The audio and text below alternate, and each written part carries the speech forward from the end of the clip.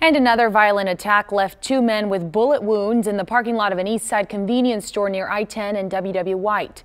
Eyewitness News reporter Sue Kalberg talked with neighbors who say they're fed up with so much lead in the air.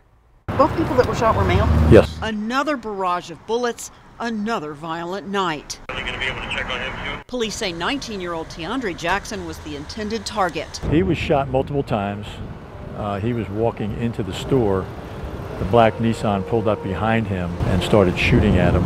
Police say Ulysses Stockton was just in the wrong place at the wrong time. Believed to be an innocent bystander. Stockton drove away and called for help from the safety of his home. I don't go nowhere after 7 o'clock, okay?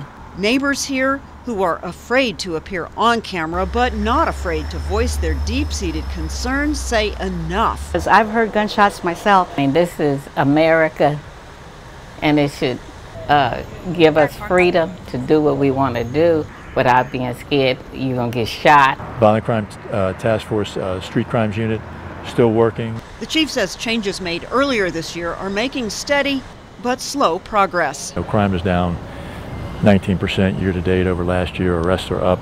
Neighbors say change can't come fast enough. People should feel safe enough to go out and walk anywhere, church, the convenience store, without fearing, for their lives. The chief says at least some of the attack was captured by security cameras, and they'll be using that video to help search for the black Nissan and the shooter. Sue Kalberg, KENS 5 Eyewitness News.